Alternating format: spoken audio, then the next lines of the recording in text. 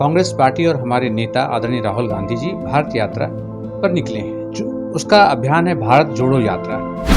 तो जिस सरकार जो देश में जिसकी सरकार है इस एकता को तोड़ने की काम कर रही है। जो हिंदुस्तान एक गुलदस्ता के रूप में है उसको तोड़ने का काम कर रहा है। तो आदरणीय राहुल जी घूम घूम के उस एकता को बरकरार करने के लिए कांग्रेस पार्टी उसके लिए संघर्ष कर रही है। अब जनता जान गई है कि भारतीय जनता पार्टी को सत्ता से हटाना है। किस तरह से सरकारी संस्थाएं हैं, ईडी है, सीबीआई है, इनकम टैक्स का भारतीय जनता पार्टी के द्वारा दुरुपयोग किया जा रहा है। बिजनेसमैन क्लास से लेकर हर क्लास के लोग अब समझ गए। कभी भी नीतीश कुमार जी ने नहीं कहा कि हम प्रधानमंत्री के उम्मीदवार हैं, हम विपक्ष की एकता के उम्मीदवार हैं। हम लोग उस पर प्रयास किया जा रहा है कि हम नरेंद्र मोदी की सरकार को कैसे हटाएं, जो देश को जिस सरकार की आवश्यकता है उसको सत्ता में लाएं।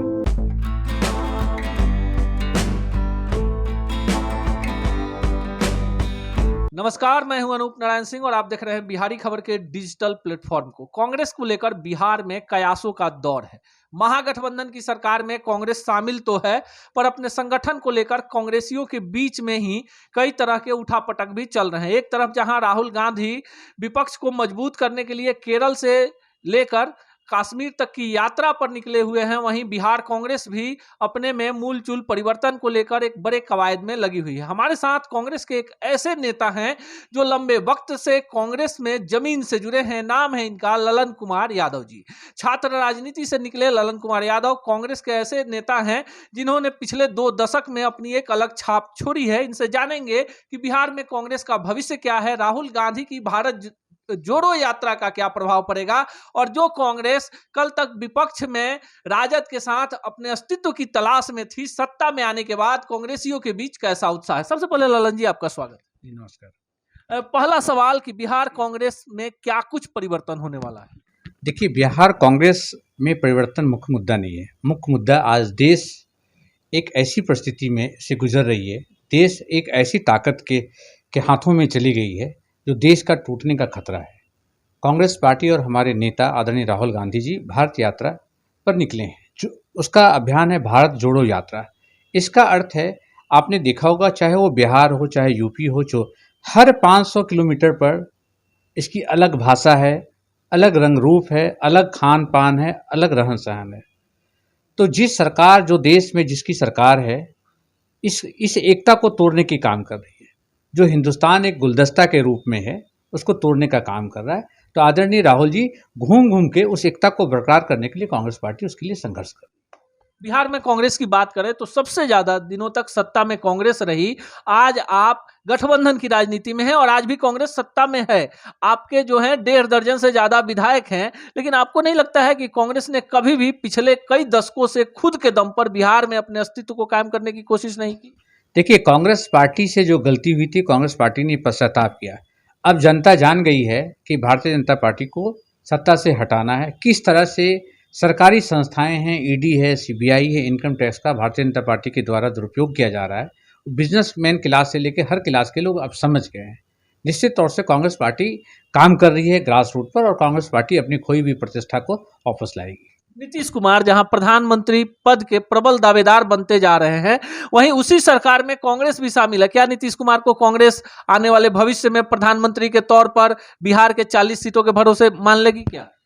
कभी भी नीतीश कुमार जी ने नहीं कहा कि हम प्रधानमंत्री के उम्मीदवार हैं, हम विपक्ष की एकता के उम्मीदवार हैं। हम लोग उस पर प्रयास किया जा रहा है कि हम नरेंद्र मोदी की सरकार को कैसे हटाएं, जो देश को जिस सरकार की आवश्यकता है उसको सत्ता में लाएं। ये अभी उम्मीदवार फाइनल नहीं है कि इस गठबंधन के उम्मीदवार राहुल गांधी होंगे या नीतीश कुमार होंगे। प्रशांत किशोर जी कितना प्रभाव छोड़ेंगे बिहार की राजनीति पर? प्रशांत किशोर जी एक ड्राइंग रूम पॉलिटिशियन है। ड्राइंग रूम पॉलिटिशियन और चेस प्लेयर कभी भी फील्ड में नहीं लड़ सकता है। देश में कांग्रेस का मुकाबला भाजपा से है या नरेंद्र मोदी से? नहीं, देश में मुकाबला नरेंद्र मोदी की विचारधाराएं से है। इस देश में लड़ाई विचारधारा की है। कांग्रेस पार्टी ने 70 साल में क्या किया है इस सबको पता है। और आज नरेंद्र मोदी की सरकार जो बेचने के लिए जो भी काम कर रहे हैं, जो भी एजेंसी को बेचने के काम कर रहे हैं, जो ऑटोनोमस बॉडी है, सब कांग्रेस पार्टी का योगदान है। भारतीय जनता पार्टी ने अपनी सरकार के कार्यकाल में यह आप बताइए कि कितने ऑटोनोमस एजेंसी खोले हैं या कौन सा मेडिकल अस्पताल खुला है।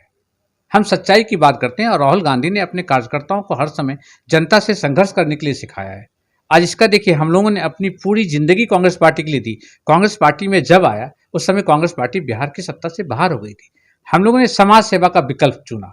अगर सत्ता को चुनता तो निश्चित तौर से मैं जिस जाति से आता था उस जाति की 15 साल से यहाँ शासन थी, हम उस पार्टी में होते। लेकिन हम लोग राहुल गांधी की विचारधारा पर विश्वास करता हूँ, जनता के न्याय के लिए संघर्ष करने के लिए आए हैं, इसलिए कांग्रेस पार्टी की विचारधाराओं पर। चलिए, आपने जाति की चर्चा कर दी। यादव जाति बिहार में संख्या भी ज्यादा है और अभी बिहार में जो सरकार है उसमें मंत्री भी सबसे ज्यादा यादव ही जाति के लोग हैं। फिर कांग्रेस का प्रदेश अध्यक्ष बिहार में क्यों नहीं यादव जाति का कोई व्यक्ति बन पाता है? देखिए, आपने देखा होगा हर पार्टी अपनी जाति के आधारित रैली करती है, जाति आधारित पार्टी पर काम करती है। लेकिन कांग्रेस पार्टी एक ऐसी पार्टी है जो जात के आधार की राजनीति नहीं करती है। यादवों को भी कांग्रेस पार्टी में सम्मान मिला। दरोगा राय जी हैं, रामलखन सिंह यादव हैं। हर पार्टी हर जात और धर्म को सम्मान देने की कांग्रेस पार्टी काम करती है और हम लोग किसी जाति की विचारधारा पे कांग्रेस पार्टी नहीं चलती। ललन कुमार जी भी हैं जो यूथ कांग्रेस से आपने शुरुआत की, इतना काम कुछ किया, तो आप क्यों नहीं अध्यक्ष बन सकते हैं? अध्यक्ष बनना जरूरी नहीं है। एक कार्य करने के लिए एक ईमानदार कार्यकर्ता होना जरूरी है और एक ईमानदार कार्यकर्ता को कांग्रेस पार्टी हर समय सम्मान देने के लिए। लेकिन हाँ, ये दुखद विषय है, कांग्रेस पार्टी के हाईकमान वो देख नहीं सक रहे हैं। जो आम कार्यकर्ता है उसको जो न्याय मिलना चाहिए वो न्याय नहीं मिल रहा है।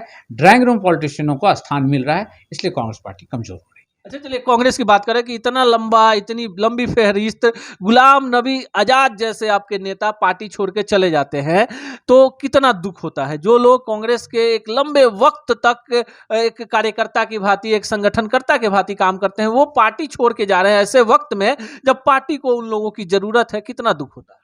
दुखद विषय है, लेकिन ये आपको मानना होगा कि उम्र के साथ समझने की शक्ति इंसान की कम होती है।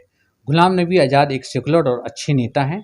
हम लोग ने भी उनके कार्य को सराहा है, लेकिन इस उम्र में वो इस समय और पार्टी को छोड़े हैं। उनकी मानसिक स्थिति थोड़ी कमज़ोर हुई है उम्र के हिसाब से, लेकिन जो निर्णय लिया है उन्हें पुनर्विचार करना चाहिए। जयपुर के सम्मेलन के बाद क्या नई ऊर्जा आप लोग दे पाए पार्टी कार्यकर्ताओं? नहीं, कांग्रेस पार्टी ने जयपुर की एनर्जी के लिए प्लांट हुआ, लेकिन वो इम्प्लीमेंट होता तो कार्यकर्ताओं को जरूर इम्प्लीमेंट होता। लेकिन वो दुखद विषय है कि वो जो निर्णय हुए वो इम्प्लीमेंट नहीं हो सके और इस पे राहुल गांधी जी को विचार करना चाहिए, नहीं तो कांग्रेस डायनासोर की तरह निश्चित तौर से लुप्त हो जाएगा।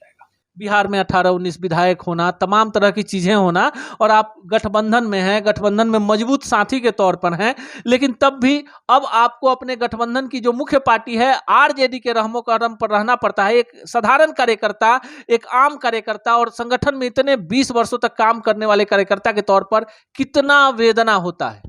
वेदना होता है। कांग्रेस पार्टी को निश्चित रूप से महागठबंधन में मेरी राय है जाना चाहिए, समर्थन करना चाहिए, लेकिन सरकार में सम्मिलित नहीं होना चाहिए।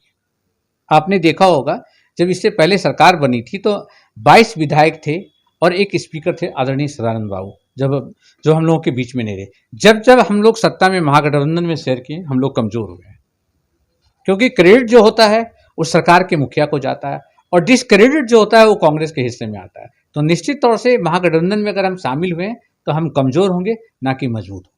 आखिरी सवाल, बिहार में क्या कांग्रेस अपने पैरों पर खड़ा हो पाएगी? जो अभी रणनीति चल रही है उस रणनीति से कभी नहीं। फिर कैसे होगी? हाईकमान को विचार करना चाहिए। यह है ललन कुमार जी और इनका साफ मानना है कि कांग्रेस पार्टी की नीतियां वर्तमान समय में देश के लिए उपयोगी हैं। एक तरफ जहां सत्ता निरंकुश होते जा रही है, वहीं विपक्ष भी कमजोर होते जा रहा है। राहुल गांधी की भारत जोड़ो यात्रा जो है कहीं ना कहीं नया संचार करेगी, लेकिन बिहार में कांग्रेस को लेकर पार्टी हाईकमान को यह सोचना चाहिए कि कांग्रेस कब तक बैसाखियों पर टिकी रहेगी और कब तक दूसरों के रहम करम पर बिहार में अपने पार्टी के वरीय नेताओं को दरकिनार करते रहेगी। इनका मानना है कि पार्टी महागठबंधन में तो रहे लेकिन सरकार में शामिल नहीं हो, और जो संघर्ष करने वाले कार्यकर्ता हैं उन्हें पार्टी उचित मान सम्मान दे तो बिहार में कांग्रेस अपनी खोई हुई ताकत को वापस पा सकती है। मिलेंगे ऐसे ही तल्ख सवालों के साथ, ऐसे ही किसी राजनीतिक कार्यकर्ता से। तब तक के लिए दीजिए विदा, नमस्कार।